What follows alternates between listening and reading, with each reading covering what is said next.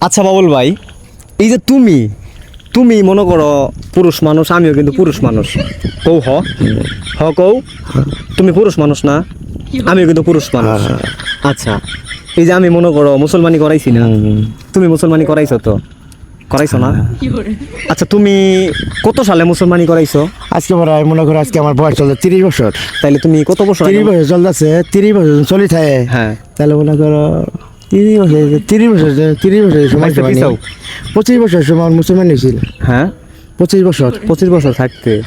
আচ্ছা, ওই যে তুমি ওই সময় যে মুসলমানি করাইছিলা, এটা তোমার কোন গুটকা দিয়ে মুসলমানি করাইছিলা? আইবার পারা আইবের পাড়া। ওই গুটকার ফোন নাম্বার কি আছে তোমার কাছে? না, গুটকার ফোন নাম্বার নেই আমাদের। নাই? ওইটা ওই নাম্বারটা ব্যবস্থা করে দেওয়া পারবা? পারবা না? কারণ মনে করো ওই যে আমার দাদারা মুসলমানি করাইলাম নি তো, ওই নাম্বারটা দিলে আর কি ভালো হইতো। দেখো দি কোনোভাবে ব্যবস্থা করে দেওয়া যায় কিনা। আচ্ছা বাবুল ভাই, তোমার যে মুসলমানি করাইছে, এটা কেরা করাইছিল তোমার মুসলমানি? মানে গুটকা নিয়ে আইছিল কেডা? গুটকার মামা নিয়েছিল। কোন মামা? মতলব তোমার মামা কেন বাচ্চা রয়েছে না? ইন্নালিল্লাহ কো হামলা কব না।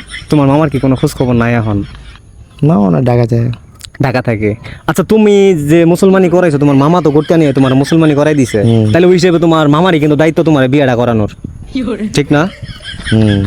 না, কারণ যে বেড়া তোমার মুসলমানি করাই দিছে, ওই বেড়ার একটা দায়িত্ব আছে না ভাগ্নের প্রতি। হ্যাঁ মুসলমানি করাই দিছে, বিয়া সাথী করাই দিব, এটা একটা দায়িত্ব না ওই বেড়ার? হ্যাঁ